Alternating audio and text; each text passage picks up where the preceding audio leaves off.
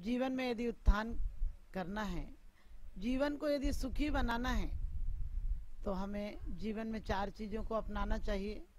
सत्य से मैत्री, सब प्राणियों पर मैत्री हो, और गुणी जनों में हमारे विनय भाव हो, और दुष्ट जनों के प्रति माध्यस्थ भाव हो, और दीन दुखियों के प्रति करुणा भाव हो।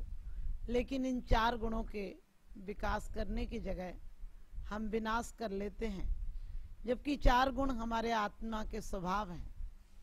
जिनके अंदर ये 4 गुण आ जाते हैं, वह इंसान सुखी नहीं परम सुखी हो जाता है, और परम सुखी होकर एक दिन परमात्मा भी हो जाता है। लेकिन हम मैत्री की जगह घृणा को स्थान देते हैं, हम मैत्री की जगह क्रोध को स्थान देते हैं, हम अप्रेम को स्थान देते हैं, हम द्वेष को स्थान देते हैं। मैत्री सिर्फ हम चंद लोगों में जानते हैं, और वो भी मैत्री नहीं होती है। हमें लगता है कि एक माँ अपने बेटे को प्रेम करती है, लेकिन प्रेम नहीं करती है, वो उसकी वासनाओं का केंद्र है। उसे उम्मीद है कि वो बुढ़ापे में काम आएगा, इसे प्रेम नहीं बोलते हैं, ये स्वार्थ है। क्योंकि इस स्वार्थ प्रेम तो जानवर कर सकता है, लेकिन इंसान नहीं कर सकता है। इसीलिए भक्तांबर में कहा है, निज से सुखी रक्षार्थ आत्मबल, बिना विचारे क्या न मृगी, जाती है मृगपति के आगे, प्रेम रंग से हुई रंगी। निज से सुखी, अपने बच्चे की रक्षा के लिए, जबकि उसे पता है कि उसका बच्चा बड़ा होकर शायद उतना काम नहीं आए जितना इंसान का बच्चा काम में आएगा, लेकिन फिर भी अपनी आत्मबल को नहीं देखती है और शेर का सामना कर लेती है। लेकिन इंसान की माँ बचपन से अपनी मनोभावनाओं में बच्चे से आकांक्षा करती है कि बच्चा बड़ा होगा, मेरा नाम चलाएगा, मुझे काम आएगा। इसी के कारण हमारी मैत्री सबसे नहीं हो पाती है। मैत्री और मोह में बड़ा अंतर है। मोह एक कैदी की तरह जीता है, जो उस कटघरे में जीता है, अपनों के बीच जीता है। लेकिन वही मोह जब वात्सल्य बन जाता है, प्रेम बन जाता है, तो सब जीवों के प्रति बहता है। आपने देखा होगा, आपका दिल आज एक प्रेम का झरना नहीं है, वरना प्रेम का झरना होगा तो जब डालोगे, जो डालोगे वही प्रेम से भर कर आएगा, अमृत भर कर आएगा। लेकिन आप अभी जो डालते हैं वही गंदगी हो जाता है। आपका दिल एक नाले की तरह हो गया, गंदे नाले की तरह हो गया, जिसमें संपूर्ण शहर का गंदा पानी जाता है। और जब गंदा पानी जाए, भले आप अपना पात्र नहीं ले जाएं, लेकिन गंदे पानी के पास जाएंगे तो गंदगी की बदबू आएगी, आपको दुर्गंध आएगी, आपकी सांसें कुंठित हो जाएंगी, आप बीमार हो जाओगे, दुखित हो जाओगे। और आप जब किसी स्वच्छ झरने के पास जाओगे तो आप झरने को पास भले अपना पात्र नहीं ले जाओ, लेकिन फिर भी झरने की ठंडी वायु आपको संताप में आपकी सुरक्षा करेगी, आपको विश्राम देगी। बड़ी अच्छी बात कही है भगवान की स्तुति करते हुए कल्याण मंदिर में कि भगवान आपका सानिध्य तो बहुत दूर की बात है, लेकिन आपके पास से कोई निकल भी जाए, आपके सानिध्य में भी आ जाए, आपके निकट भी आ जाए, तो उसी प्रकार से शांत हो जाता है, उसी प्रकार से शीतलता पाता है, जैसे कि कोई हाथी गर्मी से त्रसित होकर समुद्र के पास जाकर शीतल छाया पाता है, शीतल हवा पाता है। इसी प्रकार से आपके पास आने वाला व्यक्ति दुख दर्द मिट जाते हैं। और इसीलिए कहा है कि भगवान आस्था तो बहुत दूर की बात है, तुम्हारा नाम भी ले ले, उसके जीवन में भी शांति हो जाती है। लेकिन आज हम नाम सिर्फ बाहर से लेते हैं। हम रोज पढ़ते हैं सत्य मैत्री गुणसो प्रमोदम क्लिश्चे सुजीवेश कृपा परत्तम माधस्त भावम विपरीत वृत्तो सदा ममात्मा विदधात देवी। सत्य मैत्री की जगह हम सबसे घृणा जानते हैं। जरा से कोई हमारी उपेक्षा कर दे, हमें पूछ नहीं पाए, हमारा सम्मान नहीं कर पाए, हम तुरंत उससे घृणा करने लगते हैं, क्रोध करने लगते हैं, बैर कर लेते हैं। जबकि आपको पता होगा जितने विकार आते हैं वो सब बाहर से आते हैं, और जितने सद्भावनाएं आती हैं वो हमारे अंदर से आती हैं। हम विचारों से कहाँ जीते हैं? हम विचार तो बहुत अच्छे अच्छे करते हैं, लेकिन हम भावनाओं से जीते हैं।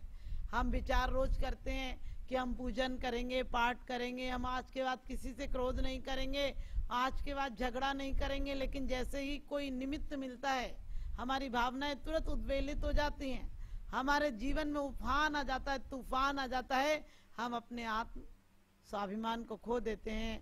लोग सोचते हैं हम अपने आत्म स्वाभिमान के लिए क्रोधित होते हैं। क्रोधित होना है तो क्रोध पर हो, क्रोधित होना है तो पार्श्वनाथ की तरह हो, जिन्होंने क्षमा इतनी ज्यादा थी कि क्रोध फीका पड़ गया। उस दुष्ट को भी झुकना पड़ा क्योंकि क्षमा बहुत थी। बड़ी अच्छी बात कही है कल्याण मंदिर में कि आपने तो कर्म रूपी शत्रुओं को नष्ट किया है, लेकिन कर्म रूपी शत्रुओं को नष्ट करने के लिए आप पर भी तो क्रोध होना चाहिए। तो उसके उत्तर में आचार्य कहते हैं कि क्रोध क्रोध को नष्ट नहीं करता है। बैर न बैर मिटाता है, ए बैर निरंतर प्राणी को व्याकुल करके भटकाता है। वास्तव में क्रोध कब जीता है? क्रोध से किसी न किसी को। क्रोध तो और परंपरा बढ़ाता है दुश्मनी की, लेकिन यदि क्षमा इतनी घनीभूत हो जाए, क्षमा इतनी ज्यादा हो जाए कि आदमी ठंडी से भी बर्फ के, बहुत ज्यादा बर्फ पड़ती तो पत्ते गल जाते हैं, इसी प्रकार से परमात्मा की क्षमा इतनी थी, पारसनाथ की क्षमा इतनी थी कि कमठ को झुकना पड़ा। हमारे अंदर भी काश ऐसा ही हो। हम लोग कहते हैं दूसरे ने क्रोध दिलाया, अरे दूसरा कितना पावरफुल था, दूसरा क्या इतना शक्तिशाली था कि वो तुम्हें क्रोध दिला दे। आपका स्विच क्या उसके पास था कि आप जो चाहें वैसा करा ले आपसे? आपको चाहिए कि कोई आपको क्रोध भी दे, क्रोध भी कराए तो आप क्रोधित ना हो, क्योंकि वो काम उसका है जो उसने दिया। आप तो एक शांति के सरोवर बने, आपके पास आने वाला क्रोधित व्यक्ति भी शांत हो जाए। क्योंकि क्रोध, घृणा, बैर जब आता है तो बाहर से आता है। आपका किसी से झगड़ा होता है तो आपको क्रोध आता है। कोई आपसे कोई बात कह दे तो आपको क्रोध आता है। इसका मतलब कोई होना चाहिए क्रोध के लिए, लेकिन प्रेम के लिए कोई होने की जरूरत नहीं। प्रेम नहीं हो तब भी तीर्थंकर, महावीर, बुद्ध, राम, हनुमान, जितने भी महापुरुष हुए हैं, इनका प्रेम जीवन शैली थी। प्रेम आरोपित किया हुआ नहीं था। हमारी तरह नकली प्रेम नहीं था कि किसी को देखकर मुस्कुरा लेते हैं, किसी को देखकर हाथ जुड़ जाते हैं, किसी को देखकर हम झुक जाते हैं और अंदर से न झुकने का भाव आता है न जुड़ने का भाव आता है। हम किसी को देखकर मुस्कुरा लेते। कभी आपने देखा रागी व्यक्ति कितना भी देखने में बाहर से सुंदर हो, वो मेकअप कर ले, लेकिन उसके अंदर वो जो द्वेष भावना है उसकी झलक आ ही जाती है, इसलिए वो अंदर से खुशी नजर नहीं आता है। और संत साधु चाहे बाहर से वो दुखी भी हो, परिश्रय भी हो, उपसर्ग भी हो, उन पर प्रहार भी किए जाएं, लेकिन उन्हें आत्म गौरव का, आत्म सम्मान का इतना ख्याल होता है, वो सोचते हैं देह तो आज नहीं कल नष्ट हो जाएगी, इस पर कोई कैसे प्रहार करेगा, इसे नष्ट भी करेगा तो इसे तो नष्ट होना है, क्या फर्क पड़ता है 10-20 साल आगे या पीछे, ये तो विलीन हो जाएगी, लेकिन मैं अपने आत्म स्वभाव को नहीं जाने दूंगा। इसलिए संतों को क्रोध नहीं आता है, क्योंकि संतों के लिए कहा है कि उत्तम क्षमाधारी होते हैं संत। लेकिन ग्रस्तों को तो जरा सी बात कह दो, ईंट का जवाब पत्थर से देने को तैयार होता है। ये मत सोचना कि उनके अंदर क्रोध है, क्रोध को दिलाने वाला भी लोभ है। लोभ को जब धक्का लगता है तो क्रोध आता है, और लोभ की जब पुष्टि होती है तो अहंकार आता है। इसलिए हमारे आचार्यों ने कहा मोह वो है जो वासना के द्वारा आता है, और क्षमा वो है जो साधना के द्वारा आती है। क्षमा अंदर से आती है, क्षमा हमारा आत्मिक गुण है। क्षमा हमारे अंदर ऐसी हो, प्रेम ऐसा हो। पहले का व्यक्ति अनपढ़ था, गवार था, लोगों की नजर में गवार था, लेकिन कितना प्रेम देना जानता था। किसी से मिलता था तो रोम रोम पुलकित हो जाते थे। कहा है कि ज्ञानी से ज्ञानी मिले करे ज्ञान की बात। पहले 2.5 अक्षर प्रेम का पढ़े सो पंडित होए। आजकल हमने प्रेम की किताबें पढ़ ली हैं, और कोई प्रेम की किताबें पढ़ ले तो समझ लेना प्रेम ही नहीं हो पाएगा, प्रेम होने से भी बच जाएगा, क्योंकि वो अभिनय करना सीख जाएगा। और जहाँ अभिनय होता है वहाँ प्रेम नहीं होता है। प्रेम तो वहाँ होता है जहाँ अनुभव होता है, जहाँ हमारे अंदर फीलिंग्स होती है किसी के प्रति। आपने देखा होगा, हमें जिसके प्रति अपनत्व होता है, जिसके प्रति प्रेम होता है, वहाँ क्रोध नहीं आता, वहाँ बोझ नहीं होता है। बच्चे दिन भर खेलते हैं लेकिन थकते नहीं है, क्योंकि उनके अंदर वो खेलना भी, वो व्यायाम भी उनका प्रेम है, उनका आनंद है। लेकिन माँ अपने बच्चे को दिन भर गोद में लेती है, लेकिन उसे थकान नहीं होती है, और नौकरानी 2 घंटे आपके बच्चे को ले ले, उसे थकान हो जाती है। बच्चे खेलते हैं, उन्हें थकान नहीं होती, दौड़ते हैं थकान नहीं होती है। आप किसी नौकर को, सर्वेंट को कह दो कि दौड़ो दिन भर, तो वो थक जाएगा। क्यों? कि उसके अंदर प्रेम नहीं है। हमारे अंदर भी यदि थकान है, उदासी है, प्रमाद है, तो समझ लेना कि हमारा किसी से भी प्रेम नहीं है, हमारी मैत्री भाव नहीं है। क्योंकि मैत्री में तो बहुत विशालता होती है, मित्र आपके कई हो सकते हैं, जबकि आपने देखा प्रेमी हो तो प्रेमी पर आजकल पहरेदार की तरह हम कब्जा करना चाहते हैं कि सिर्फ मुझे प्रेम करे और किसी को नहीं करे। आपने देखा होगा कभी कभी सड़क पर कोई स्त्री पुरुष जा रहे हैं और पुरुष किसी इस महिला की तारीफ कर दे तो महिला बिल्कुल जल भुन जाती है, तुम तो किसी और की तारीफ करोगे, अरे तुमने इतनी स्वतंत्रता नहीं दे रखी। या महिला कभी किसी पुरुष को कह दे बहुत अच्छा लग रहा है तो पुरुष बिल्कुल जल भुन जाता है। आपका ये प्रेम है, आपकी कलेश होगा, आपका द्वेष होगा, आपका अहंकार होगा, आपकी बैर भावनाएं होंगी कि किसी सत्य को आप सत्य भी नहीं कह पाते हो।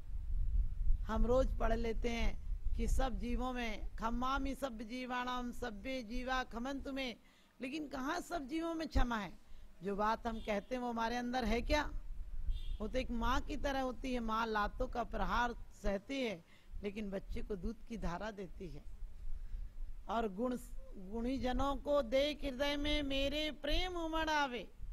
प्रेम कहाँ उमड़ता है? हमारी तो सीखी सिखाई पद्धति होती है, हाथ जोड़ना, पैर छूना, वंदना करना, जय जिनेन्द्र करना, राम राम करना, ये सब हमारी पद्धतियां हैं जो मैं बचपन से सिर्फ सिखा दी गई। उनका अभिनय करते करते हम बुढ़ापे तक मर जाते हैं और अभिनय करते करते आदमी एक बार बिल्कुल फीका हो जाता है, जैसे कि पेड़ से जान निकल गई हो, पेड़ से बीज निकल गया हो, जड़ खत्म कर दी हो। आज का आदमी ऐसा जीता है। कितनी बार हम सोचते हैं कि हम अच्छे काम करेंगे, लेकिन जैसे ही निमित्त मिलते हैं हम तुरंत बुरे कामों में उतर जाते हैं। आप देखना, आप सद्गुणों को अपनाते हैं, दुर्गुणों को अपनाते हैं। आज तक किसी ने रामायण और महाभारत देखकर पुराने कपड़ों को नहीं पहना, जबकि आज फटे टूटे कपड़ों को पहनते हैं। उन चरित्रहीनों के प्रति तुम्हारा आदर सम्मान है जिनका कोई चरित्र ही नहीं होता है, जिनका कोई चारित्र नहीं होता है, जिनके जीवन में कोई उद्देश्य और आदर्श नहीं होता है। उनके जीवन को आजकल लोग अभिनय करने में लगे हुए हैं और फिर कहते हैं रोज गुणी जनों को देख हृदय में मेरे प्रेम उमड़ आवे। अरे गुणी जनों के पास जाकर तो दुष्ट भी संत हो जाता है। गुणी जनों के पास तो जो चला जाए वो पत्थर भी, शिला भी पूजनीय हो जाती है। गुणी जनों के जहाँ पैर पड़ते हैं वहाँ तीर्थ हो जाते हैं। जिस घर में भोजन कर ले वो श्रावक श्रेष्ठी हो जाता है और जिस जगह से अंतिम प्रयाण कर ले, अंतिम यात्रा कर ले, वो निर्वाण क्षेत्र हो जाता है। तो हम गुणी जनों को देखकर ये भाव लाएं, सिर्फ नमस्कार का नहीं, अंदर से नमस्कार जब होगा तो उन जैसा बनने का प्रयास करोगे, उन जैसा आपको आदर्श के लिए लगेगा, वही मेरे जीवन का लक्ष्य है, वही मेरे जीवन का उद्देश्य है। आज तो इंसान ने उद्देश्य अपने बिल्कुल निम्न स्तर के बना रखे हैं। कैसे उद्देश्य बना रखे हैं? मकान पाना है, गाड़ी पाना है, शहरों में जाना है, बच्चों को बहुत बड़ा आदमी बनाना है। बड़ा आदमी बनाओ या ना बनाओ, भला आदमी जरूर बनाना। भला आदमी बनाओगे तुम्हारी जिंदगी भली हो जाएगी, तुम्हारा बुढ़ापा भी अच्छा हो जाएगा। उन्हें गुणी जनों के पास जाते हो तो ले जाओ, और ले जाओगे तुम क्या करोगे? तुम्हारे बच्चे तुम्हारी बात नहीं मानते, आते नहीं मानते। आपने कभी विचार किया जब तुम्हारे दाम्पत्य जीवन के प्रारंभिक दिन थे तब तुम्हें कोई धर्म की बात अच्छी नहीं लगती थी, और उस समय जो जीव आया है वो कोई खोटी गतियों से आया, उसे धर्म की बात पूरी जिंदगी अच्छी नहीं लगेगी। आप चाहोगे तब भी आप उसे धर्म में नहीं ढाल सकते हो। मिट्टी कच्ची हो, मिट्टी घड़ा बनाने के पहले छानना पड़ती है, कूटना पड़ती है, पीसना पड़ती है, कंकड़ निकालने पड़ते हैं, फिर जाकर एक सुंदर कलश तैयार हो जाता है। और कलश बनाने के पहले भी ये देखना पड़ता है कि वो कारीगर सिकोरे बनाता है, शराब के सिकोरे बनाता है, अमृत के मंगल कलश बनाता है। वो कलश किसके हाथ में जाता है? यदि गुणी जनों के हाथ में जाता है तो अमृत ज्ञान का कलश हो जाता है, और यदि दुर्गुण व्यक्ति के पास जाता है, किसी कलारन के पास जाता है, तो शराब का घड़ा हो जाता है। तो आप अपने जीवन में ये मत सोचो कि हमारा जीवन किसके साथ जाए? अरे जीवन को आत्मिक गुणों का विकास करो और उन्हें सिर्फ सच जगह ले जाओ, अच्छी जगह ले जाओ। जबकि हमारा मन पाप में बहुत जल्दी प्रवृत्त होता है। हम लोग पाप के लिए तुरंत कहीं पर लिखा हो, कोई लड़ाई झगड़ा हो रहा हो तो वहां पर जरूर जाते हैं। उसके लिए बुराई निंदा के लिए हम टाइम निकाल लेते हैं। और कोई गुणी जनों का गुणानुवाद हो रहा हो, कहने किसको टाइम पड़ा है। कोई गुणी जनों की तारीफ हो रही हो तो हमारा मन स्वीकार करने का नहीं करता है। और यदि कहीं की निंदा हो रही हो तो निंदा हम कान लगाकर सुनते हैं। कोई हमारी बात कर रहा होगा, यही सोचते रहते हैं। यदि दो भी मिलेंगे तो हम ये सोचते हैं कोई मेरी बात कर रहा होगा। अरे अपने नजरिए को इतना परिमार्जित करो कि तुम्हारे मुंह पर भी तुम्हें कोई गालियां दे जाए तो सोचो गालियां दी हैं, इसने मेरे लिए टाइम खर्च किया है और उसका उपकार मानो। क्योंकि निंदे नीरे राखिए, निंदक को नीरे राखिए, वो तुम्हारे जीवन को साफ कर देगा। साबुन के बिना ही तुम्हारे दुर्गुणों को निकाल देगा। कोई तुम्हें गाली दे तो गुस्सा मत होना, सोचना उसने मेरे लिए इतना वक्त तो निकाला, उसने मेहनत की। और बुद्ध जैसा नजरिया लाओ कि गाली देने वालों को भी कहते हैं तुम्हारा काम हो जाए तो बता देना, मुझे आगे जाना है। और लेकिन आज का आदमी तो निंदक को, खराब बातों को अपने पास रख लेता है, संग्रह कर लेता है। तो हमें ऐसा नहीं करना है।